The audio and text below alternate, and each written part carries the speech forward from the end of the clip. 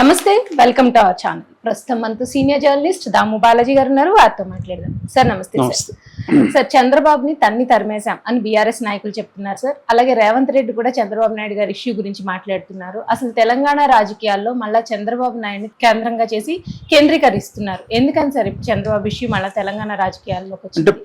ప్రధానంగా BRS Telangana sentiment మీదనే ప్రధాన బేస్ చేసుకుని రాజకీయాలు చేస్తుంది. గతంలో కూడా అదే చేస్తుంది. యాక్చువల్ గా 2018లోనే బీఆర్ఎస్ కి వ్యతిరేకత బాగా పెరిగింది. అప్పుడు ఒక రకంగా చంద్రబాబు వాళ్ళని కాపాడాడు. చంద్రబాబు కాంగ్రెస్ కలిసి ఇక్కడ మహాకూటమి పేరుతో పోటీ చేయడం వల్ల చంద్రబాబు బూచిని బలంగా తీసుకెళ్ళగలిగాడు. ఎవరు? కేసీఆర్. అంటే మళ్ళీ చంద్రబాబు వస్తున్నాడు, మళ్ళీ వలస పాలన మొదలవుతుంది అని. అంటే తెలంగాణ ప్రజలకి వలస పాలన పట్ల చాలా తీవ్ర వ్యతిరేకత ఉంటుంది.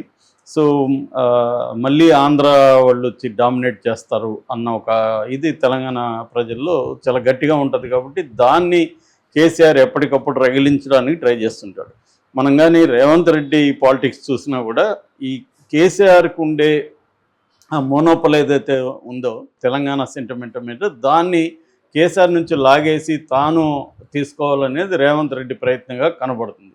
అందుకనే కేసీఆర్ తీసుకొచ్చిన తెలంగాణ సింబల్స్ ఏవవుతున్నాయో వాటన్నిటిని మార్చడం, కేసీఆర్ ముద్రని నేను చెడిపేస్తానని చెప్పడం, ఇదంతా కూడా ఏంటంటే రేవంత్ రెడ్డి కూడా ఈ విషయాన్ని గ్రహించాడు. కేసీఆర్ తెలంగాణ సెంటిమెంట్ మీదనే బతికేస్తున్నాడు, దీన్ని మనం దెబ్బ కొట్టాలి అనేది రేవంత్ రెడ్డి గ్రహించాడు.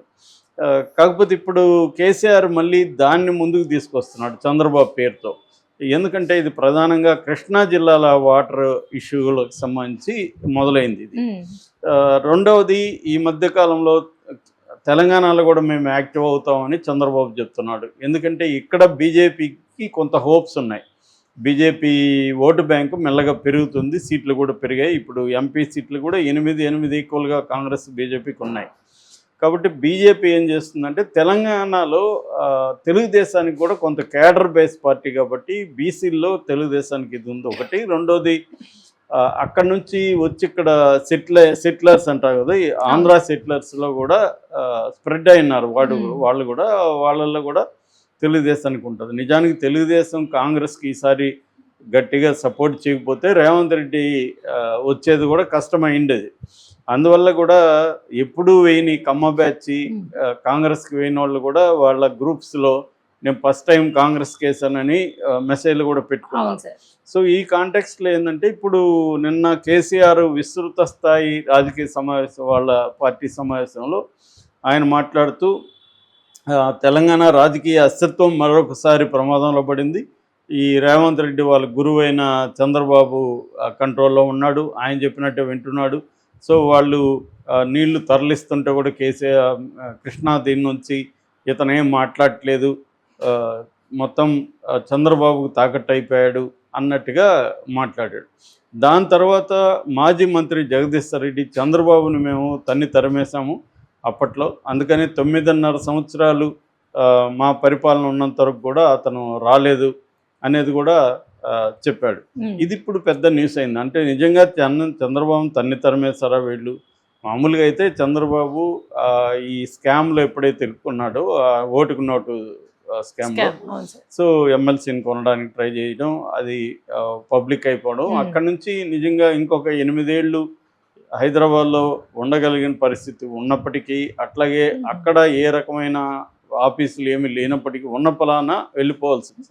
అంటే ఒక ఒప్పందం జరిగింది, ఈ కేసుని నేను ముందుకు తీసుకెళ్ళకూడదంటే చంద్రబాబు తెలంగాణలో పాలిటిక్స్ మానేసి వెళ్ళిపోవాలి అనేది కేసీఆర్ డిమాండ్ పెట్టినట్టు, వెంకయ్య నాయుడు ఆధ్వర్యంలో ఒక పంచాయతీ జరిగినట్టు చెప్తారు.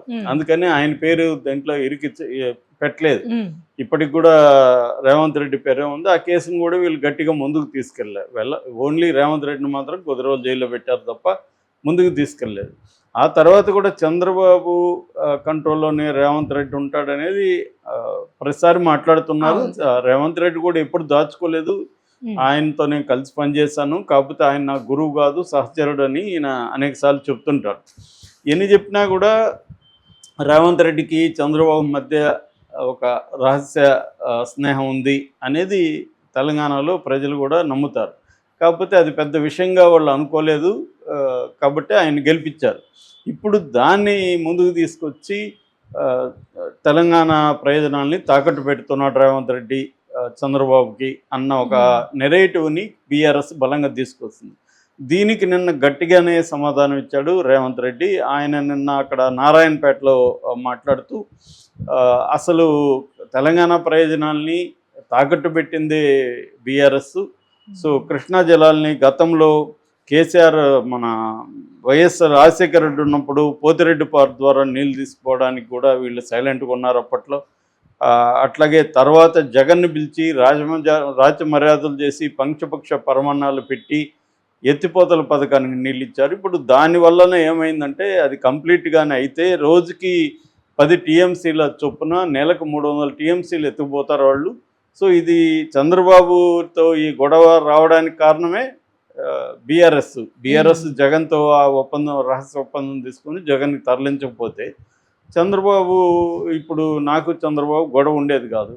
కానీ ఇప్పుడు దీనికి నేనేదో చంద్రబాబుకి ఇప్పుడు ఇస్తున్నట్టు చెప్తున్నారు. నేను ఇచ్చింది కాదు, ఇది వీళ్ళు ఇచ్చిందే అనేది ఆయన చెప్తున్నారు. ఎందుకంటే పోతిరెడ్డిపాడు నుంచి 4,000 క్యూసెక్కుల నుంచి 40,000కి అది పెరిగిపోయింది. సో మన వాటర్ వాళ్ళు తీసుకెళ్తా ఉంటే వీళ్ళు దాన్ని అడ్డుకోలేదు, గతంలో అడ్డుకోలేదు, తర్వాత వీళ్ళే పిలిచి జగన్ని ఇచ్చేశారు అనేది చెప్తున్నాడు ఇక్కడ. దీనివల్ల ఏమైందంటే అక్కడ జగన్ బ్యాచ్కి ఆనందం ఇది. ఎందుకంటే జగన్ గట్టిగా పోరాడి తీసుకొచ్చాడు చూడు రేవంత్ రెడ్డి చెప్తున్నాడని వైసీపీ వాళ్ళు దీన్ని ప్రచారం, రేవంత్ రెడ్డి వీడియోలను వైసీపీ వాళ్ళే ప్రచారం చేసుకుంటున్నారు. అంటే చంద్రబాబు చేయలేదు గతంలో, వైఎస్ఆర్ చేశాడు, దాని తర్వాత జగనే చేశాడు.